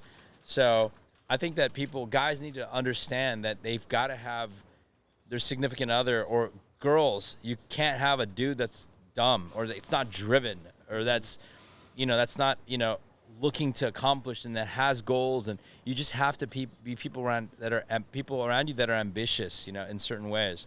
I have friends around me that are not highly accomplished as well. They're just like people that are really smart in other ways. They're really great in health and wellness, or they're really great they're spiritual people, and that's their accomplishment. They've become really enlightened. And I want to be better that way, right? I want to be better in health and wellness. I want to be better spiritually. I want to be better, socially. People are really great at being social, and I want to learn how to be better, and I keep those people around me for that. People are so many different things that people are better than you at, but you need to identify what they are, and and learn from them. And a lot of times you outgrow people because people stop growing too. Yeah. And it's fine. You're on a different path, and you're going to outgrow your friends. It's just how it is. You're not going to have the same group for your entire life. It's hard too, because when you're in, when you're in business, you use that beacon as like oftentimes, how good is this person in business, and you're looking at that, and a lot of people measure their success, by proxy as, well, how big of a company did you build? How many employees do you have? How much capital did you raise? Right. Exactly. And it's hard because it's not. That's not the beacon. Sure. The beacon is, well, if you're, big into health and wellness, how healthy are you? How good at health and wellness are you? What can I learn from you about being better about, myself, or like spirituality or mindset, or, reading or organization? It's not always about that. Yeah. How much money did you make? How much, this? You can connect with people that aren't on that, maybe on the same level, or on the same. Well, that's why it's so important. When the end of the day, when you're closing the door and it's you and your significant other, what kind of value your relationship's going to have? Because people ask me all the time for a little bit of relationship advice, and I just kind of say, well, you got to be honest what you want to have in a relationship. Some people want just the surface level. I mean, the quote unquote trophy wife, or just certain conversations to kind of like appease certain aspects, which is fine, but. I want a life partner, and understanding exactly what that means between the good, bad, the ugly, and understanding what it looks like here compared to over there. Yeah, I agree, and I think that a lot of the stuff with consistency with this is like in the beginning, when you start like really becoming conscious of the people around you, you start asking yourself like, hey, what is this person really like? What like it comes to the bottom line like. How do I want to be like this person? Like, what aspects of this person, or what traits and characteristics and intentions and stuff about them do I want to adopt? Because that's the bottom line of it, right? Like, what is it about them? You're dissecting people around you, and if you can't figure that out really easily, you got to move on. I think that people are great, and you could still be friends with them, but you need to spend your time in places that is going to yield the highest return. Time is your currency, at the end of the day. And when you get really, really good at this, you're going to be around people that are automatically accomplished because they have all these other characteristics. I'm going to tell you some of them. So some of the people that I'm around, like my dinner club with my boys, that I do every Thursday or Wednesday or Thursday, whatever, I've been doing for years. It's a dinner club called Comme Ça. One thing that's consistent with all these guys is, by the way, 95% of them don't drink. And there's 50 guys here. And you know what? It's just happened to be a common characteristic. It's not something that I look for. I don't look for it at all. You could drink whatever you want, but, at the end of the day, they respect their bodies. And they have these other characteristics, which are really interesting because I'm on this path and I'm forming these all these habits and traits, right? Health and wellness is critical for them. That's really important. It's one of the most important things for them. As a result of that, they don't drink. Plain and simple. By their own decision. They're not pushed into that decision by their own either. decision, right? Other things. Health and wellness is really important to them, so they make better decisions. They're more accomplished. They've done things, and they're coachable. They're super coachable. So you start finding these really great people have all these characteristics. And one thing that I want to really teach people, and I've been trying to teach people over the years, is people always ask me, it's like, hey, how do you attract these people? How do you attract good people? How do you get these people in your life? Well, it starts with cleansing. You got to get rid of closed doors fast. That's another thing that I talk about a lot. Close doors fast so you can open new ones. Relationships, friends, and also significant others, etc. All these people around you, close doors fast so you can open new opportunities. The moment you get rid of every single person around you that has inconsistent energy in your life is the moment where you'll be able to attract the good people. Right? On that topic, do you believe in burning bridges in any means? No, we don't burn bridges. Just close the door. We just close the door. And we don't close the door abruptly. We just passively close the door, right? Naturally happens, right? You just spend less time or you spend no time with these people, right? So you have to be, you got a couple energy vampires lingering around in your life. Well, you're not going to meet good people until you get rid of those energy vampires, even though you don't bring around the energy vampires. The energy vampires are subconsciously in you. They're part of you. Until you get rid of them, then you become enlightened, and then you become confident, and then you become free of your energy change. Your energy changes, right? Once your energy changes, then you can attract one good person or two good people. And by the way, those good people actually who are also cleansed of energy vampires, they don't have bad people around them either. They only have good people, and they've formed a habit of only being around good people, right? And then you are amongst good people, and then you meet good people, and then you introduce them to other good people. And by the way, now you're a conduit of good people. The reason why I'm attracting good people all the time is because I have the characteristics, traits, hobbies, and behavior of a good person, right? And because I have this arsenal of good people around me. And the value I bring to new good people is my good people. I'm connecting all these good people all the time. So that's how I attract good people. I'm around only good people because I demonstrate the habits of good people. You do it with confidence too, even Right. the way you speak, but it's not Sure. it's not so in your face about it. Yeah. So have you always been confident in the way you speak and just kind of your decisions the way you know? Yeah, I think that, particularly on this topic, I've been pretty aggressive about it, and I think that people just need to understand it is very night and day, clean cut. It's just exactly like this. This is the formula. And people are always like, dude, how do I attract mentors? How do I attract this? How do I attract that? At an early age, I attracted mentors because I demonstrated sincerity. I demonstrated coachability. I respected it. All these things that attracted mentors.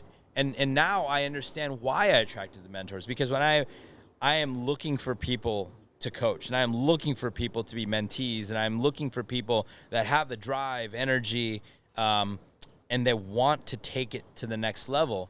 Those characteristics are rare, in people. When I see them, I get excited, and I don't care what level they are. I want to take them to the next level. I want to take them to the top, because I see certain things in these people, and those are rare, and those are the things that people saw in me. And so these are the things that you can easily adopt, these traits and characteristics, and attract the right people and attract good people and all this other stuff, So, and one fundamental thing that I always want to be true is I always want to be the smallest person in the room. And that says a lot, It tells you that, one, I don't care. I have no ego, no arrogance. I'm super coachable. I just want to learn. I want to be the smallest guy in the room. And I've accomplished some things, but it's nothing compared to where the communities and the people I'm around, those are the people that have done some really crazy stuff. But this doesn't mean that I'm not talking about wealth. I'm not talking about accomplishment. I'm talking about in terms of, people being smarter than me. Yeah. No, I could relate that as a musician because for a long time, as I was kind of doing my own thing, I've been in so many different bands, I had such a clear vision in my head of a sound of what exactly I wanted to do and the musicians that I wanted to attract. But in another sense, I was kind of playing it off in my head where I'm like, I don't want to waste these people's time because they're such profound professional musicians. They're so above me, and I just don't want to kind of bring them down on my level. But then one of my friends kind of said, like, well, if you know how to clearly communicate your message and what you want and also just be a positive spirit around them, then of course you're going to attract that, and it's just going to come to you. And he was right. It was one of the best advice I got like early in my career, and I feel like I'm surrounded by some of the best musicians in my corner. Sometimes when I look around, we're like, I am the weakest link, but okay, let's go. No. That's fantastic because they're benefiting from you too.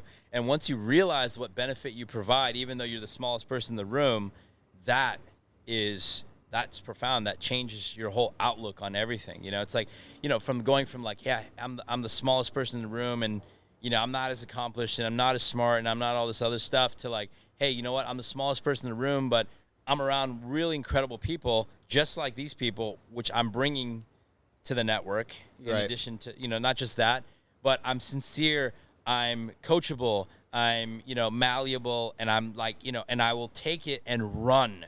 That demonstrates so much more than, like, hey, I'm not the smartest guy in the room. Because that is rare. That's super rare. Because you could try to teach people stuff all day. I have tried to teach a lot of people stuff.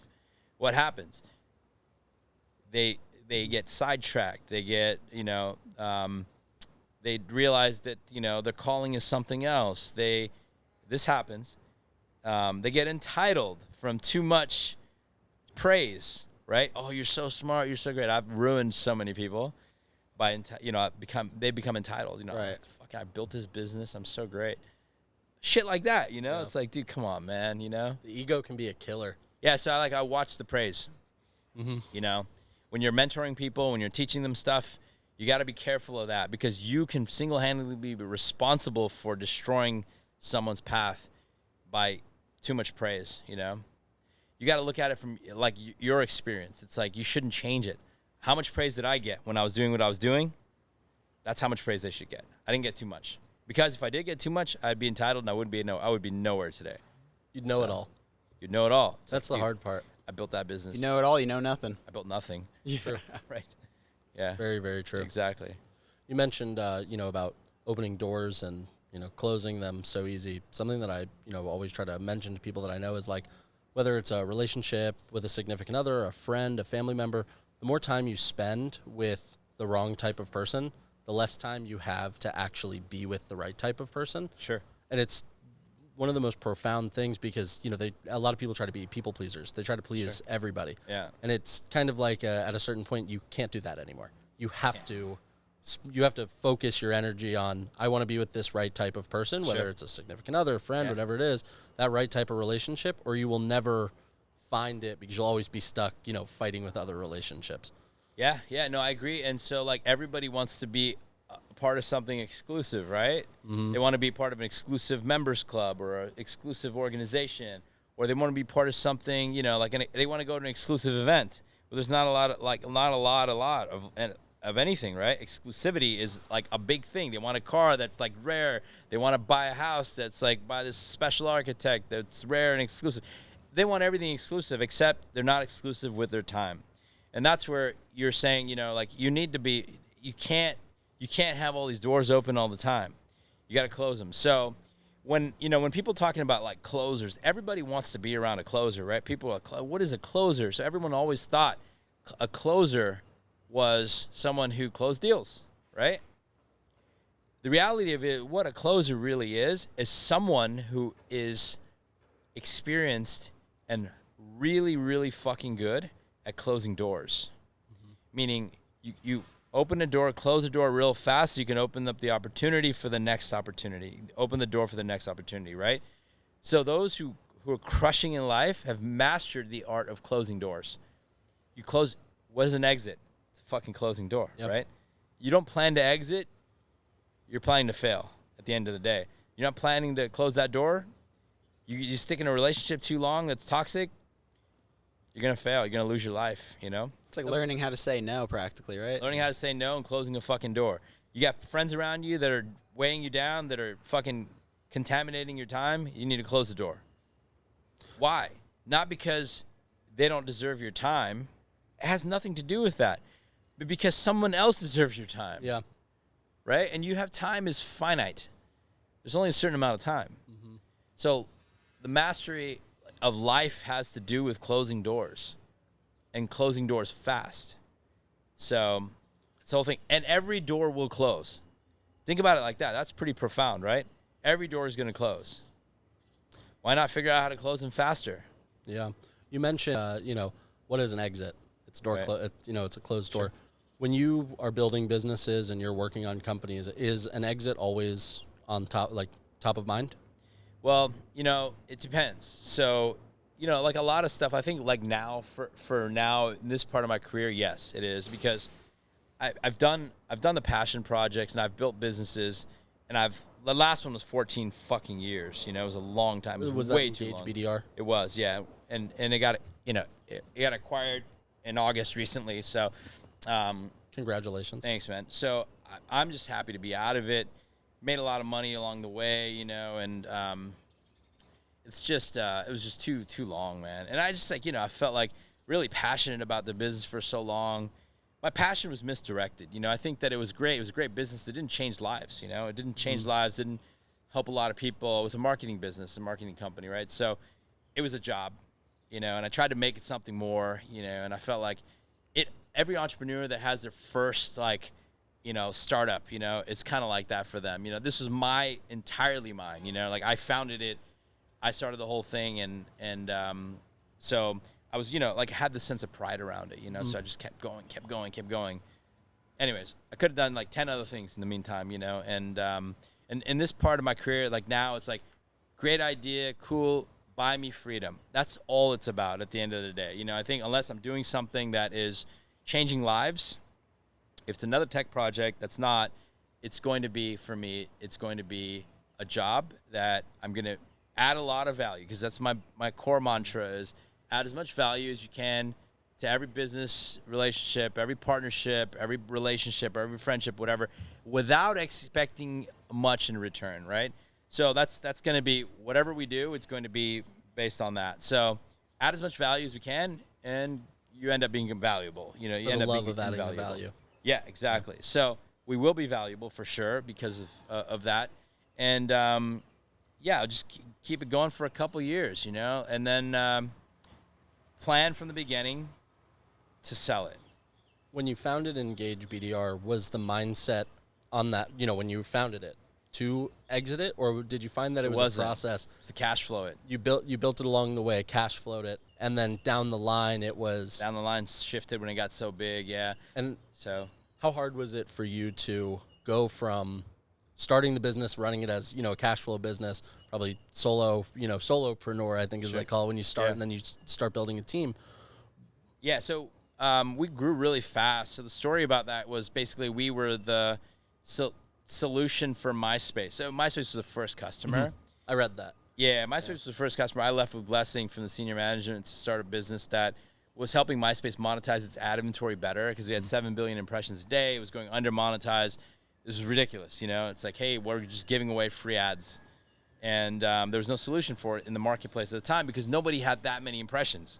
There was nothing like Facebook ads at that time. Yeah, we were the biggest, we had more traffic than Google, at a certain point. So no one ever seen 7 billion ads a day, let alone 7 billion ads a month at the time, So I had to figure out how to monetize it. So we came up with technology pretty fast, rolled it out, bootstrapped it, no cash infusion. I didn't put $1 of my money in. No one did. Figured it out, got creative, got a lot of prepays from clients, grew it, and got to $1 million a month real fast, And it was profitable from the beginning, and started growing it. And it got to several hundred million in revenue, and then we decided to raise money. 9 years later, decided to go public, 8 years later on an IPO. And that was the first cash we ever raised, like 2017. But and then raised like $80 million after that, like throughout the next few years. But it was from the beginning, we just wanted to cash flow it. We were tired of corporate mindset. MySpace sold to Rupert Murdoch. It was hell. It was not so good. Lower My Bills sold to Experian. It was not so much fun after. And so we didn't really want to be in the same place. We just wanted a business that would make us money, and it did. It made us a lot of money for a long time. And then we're like kind of stuck in that like growth. You get hit an apex and you're like, fuck, we're not growing anymore. What do we do? Well, let's go raise some money and go after a different business unit. We shifted from performance marketing to brand business. Overnight, shifted it. And then 180 degrees, went after the brand world and crushed that, and then raised a bunch of money and just continued to grow. And we're one of the first 5 companies to be a programmatic advertising company. So real-time bidding, RTB, and all that stuff we're one of the first 5 guys who launched that. And then, kind of leveraged that and grew. So we're ad network 1.0 in the beginning, and then we shifted to programmatic, like demand-side platform, supply-side platform, all that stuff, programmatic auctioning of ads, and then not selling to advertisers at all. So in the beginning, we were selling directly to advertisers. Mm-hmm. And then when we shifted to brands, we were not selling to advertisers at all. We were only selling to demand-side platforms. So you could only buy our inventory through like a kiosk somewhere, like Trade Desk or something like that. Interesting. Yeah. So we went from the direct to business model to basically more of a channel sales. Yeah. Give them a place to put the ads. Exactly. Just sold real estate, basically. Yeah. I joke about that. I started in like the influencer marketing side of it, and so I'd always joke to people, it's like selling digital real estate. We started on like the meme and theme pages back in the day on great. Instagram. We did that too. We had a platform called Iconic Reach for a self-serve platform.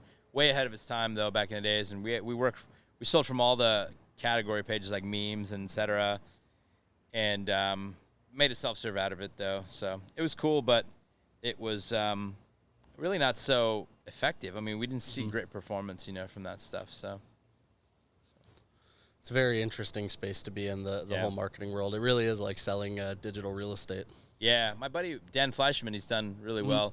I'm one of the guys from the 100 Million Mastermind. Yeah, I think I saw the 100 Million Mastermind with the Avengers, I think it was. Yeah, sure. We've done a lot of work for Dan's company, Elevator. Nice. Over the years. Yeah, so I do all of them. There's 3 a year, and I've been doing them for 4 years now.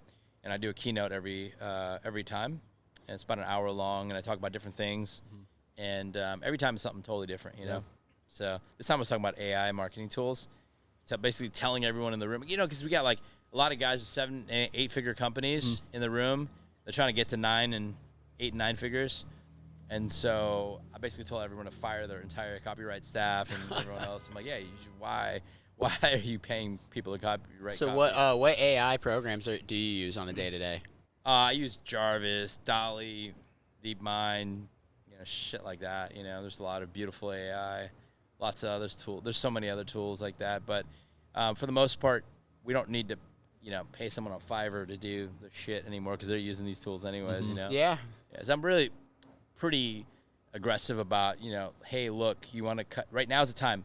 So there's this whole conversation about viability of companies and people in the workforce and cutting your workforce because of AI and all this other stuff. So here's like another train of thought, and I talk about this publicly. It's like, hey, look, using AI, companies using AI, and by the way, there's a big business around all these people. After I did that talk, like all these guys came to me and said, hey, why don't you consult and teach our company how to use these tools?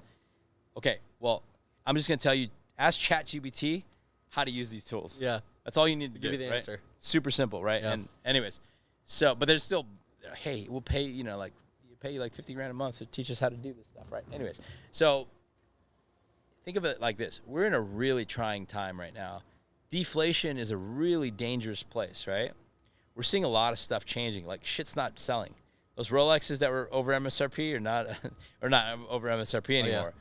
That G-Wagon that these guys are paying $100,000 over is not that anymore. They all lost their money, right? My Bugatti that was worth $2 million is not worth $2 million anymore. Shit like that. We're seeing direct impact, right? But at the end of the day, like we're seeing a lot of stuff not selling that was selling before. By design, it's deflation. That's what's happening right now. Interest rates go up, access to capital changes, people buying less, right? And so this is supposed to happen, but it's going to keep continuing to happen this way. So as a result, people are not spending as much money.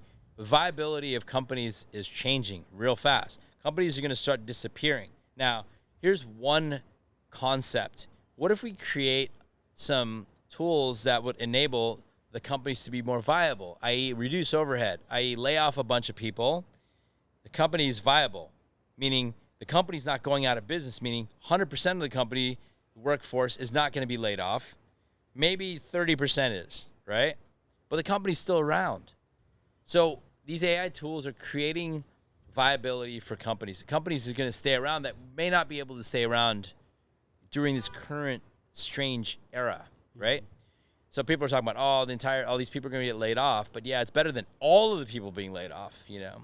Well, and the roles, I think, will switch. It won't be the customer service person. Maybe it'll go from a team of 100 customer service people to a team of 30. Right. But those 30 people will really know how to teach the AI on what the best customer service experience is like. Exactly. So that chatbot, that IVR system, whatever they're using to communicate that customer service works better and is, functional. Yeah, and then that company could stay in business. We're not talking about increasing profitability. We're talking about increasing viability, which is surviving, right? Because maybe they're super upside down, and maybe they can finally break even, So those are things that people need to consider. And by the way, all those people that are going to be unemployed, dude, there's so many opportunities because of this AI that they can leverage, and, they can use these tools. There's guys on Fiverr making more money than they've ever made. Using these tools. They can do it faster. Yeah, they're taking way more jobs. Yeah. These guys can probably do that as well, stuff like that. There's going to be a lot more on-demand workforce as a result of it. So, yeah, AI is a really interesting path, I think. I'm excited to see where it goes. I think there's a lot that will come from it over the years. And it won't maybe be MySpace will come back. I've been trying to buy it back for like 7 years now. So yeah, what are they doing with it? Well, there's a company that bought it back in the day is a company called Specific Media. Okay. Based in Orange County. Is that a subsidiary of News Corp? No. News Corp sold it to them. It's an ad network. And then, so that got sold, and then to them, they've had it this whole time. Justin Timberlake was like a $7 million endorsement deal. He's gone. And then this company ended up being acquired by Time Inc. They changed the name of the company to call it Viant. Time Inc. bought the company. We were talking to Time. I was talking to Time. I had a deal on the table. And then Time got acquired right in the middle of our deal by Meredith. Mm-hmm. Meredith didn't want anything to do with Viant or MySpace. So Meredith said, hey, guys, we want to offer you could buy your company back from us. You can buy it back from us. And Viant, the guys at Viant's like, first of all, they sold it for a couple $100 million, right?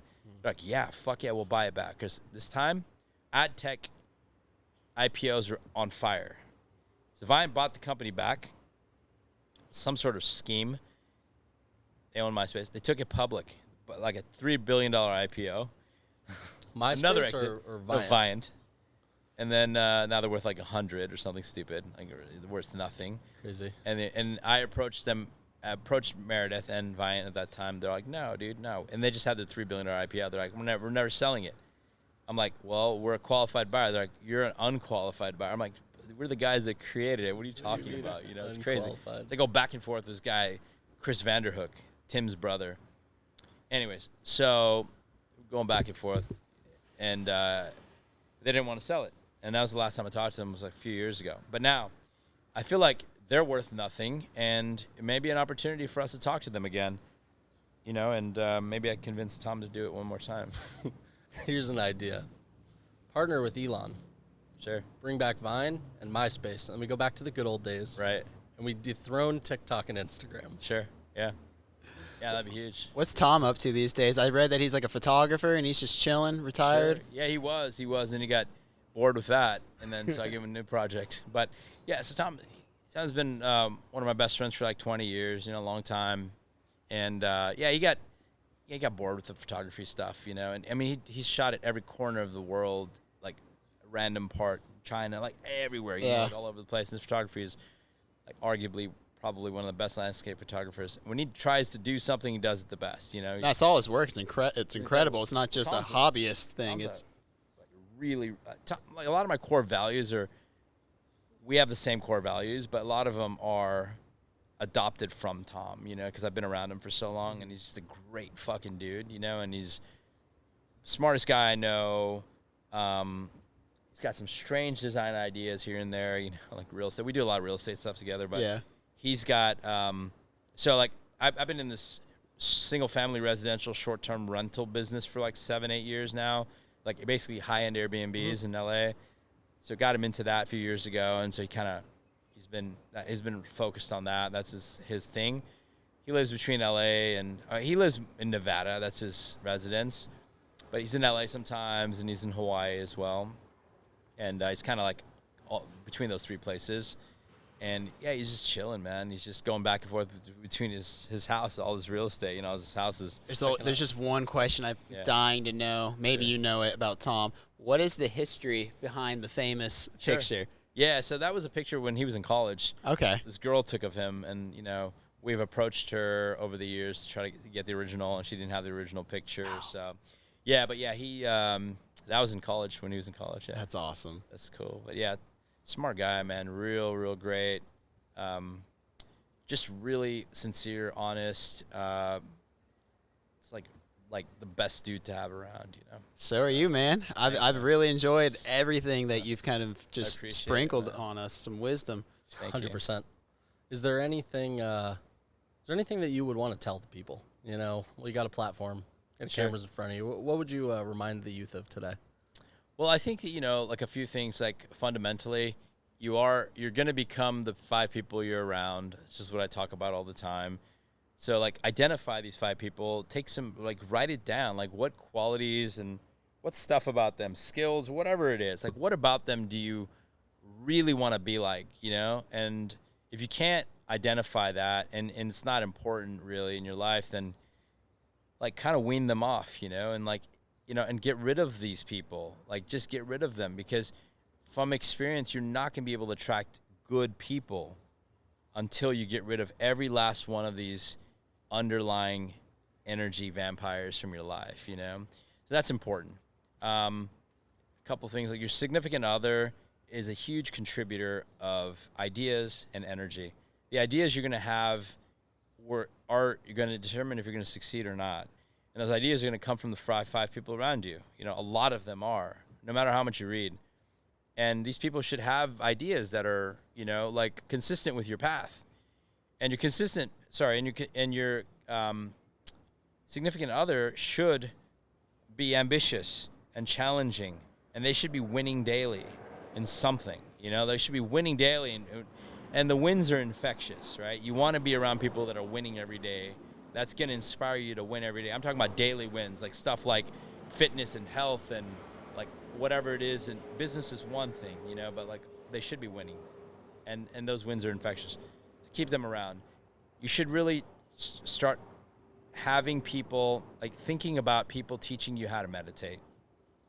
People try to learn how to meditate through apps and all that stuff. And if you're unsuccessful, then you need to hire somebody to teach you how to meditate. You need a meditation coach, okay? Coaching is so important. I have coaches around me. People spend a lot of money around coaches. You need to learn. You cannot learn something on your own all the time. You have to have people teach it to you. And if people have learned how to do it, there's no reason for you to pave a new road. You just pay them or get them to teach you how to do it. Be coachable. Be coachable, right? And be not just being coachable and open, but being progressive and asking for people to coach you, right? That's active coach. It's totally different, you know? Being, you know, like active about learning. So that's really important. TM meditation is fantastic. It's life transformative. TM is great. Transcendental Meditation. It's in every city. They have a center all over the world. And you could just look up Transcendental Meditation and pay somebody a couple $100 for 4 days, and they will teach you how to meditate, and it will transform your life.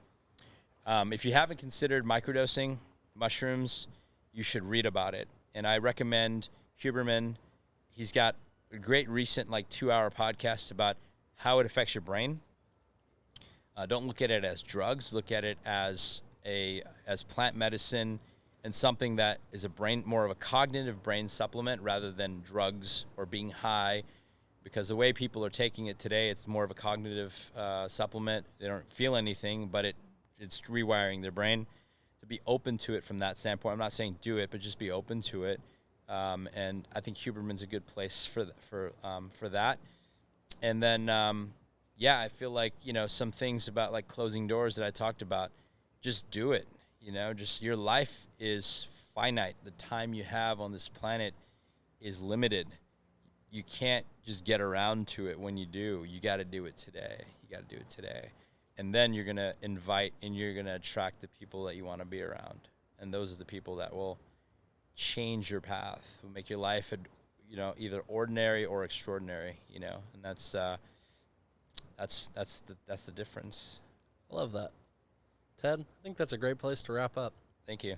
Thank you so much for... where can we find you online, though? Yeah, go ahead. Sure.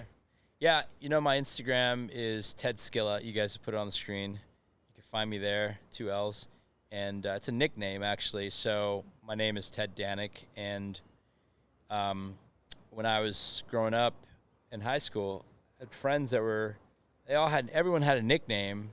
My name was Ted, And I changed my name. My real name is Tej, T-E-J. It's like the guy, like Ludacris's name on Fast and Furious. It's the same name. It's a name from India. And I grew up, my first 9 years were in Texas, and I got in a lot of fights, a lot of racism and shit like that in the 80s. It was crazy. I learned how to fight there, basically. So I changed my name to Ted, just one letter different, and so, and it was kind of boring, And so in high school, these guys are like, yo, you need a nickname because, we all have nicknames. You don't have a nickname. Anyway, so my back of my head is really flat, okay? And so my friends are like, you look like you got hit with a frying pan in the back of your head when you were a kid. So they're like, we're just going to call you Skillet, And so they said, and then they called me Ted Skillet, and during the MySpace years, it turned into one word. Everyone just called me Ted Skillet. Just Skillet. One word, Ted Skillet, because the back of my head was flat, right? And it just kind of stuck, and no one really knew where it came from. And then it kind of evolved after MySpace to Killa, because I was just killing shit, you know? It's Ted Skilla. So it's just an evolution of nicknames. So that's where it came from. That's amazing. Yeah. I love that. Thanks. Well, fine, and once again, thank you, Ruka Winewood. Oh, yeah. Thank you, Ruka Winewood, for hosting us. Ted, thank you so much. Thanks for the tea, Ruka Winewood. Absolutely. Yeah. Thank you so much for hanging out with us. Thanks for having me. Awesome, man. Thank you. Thanks.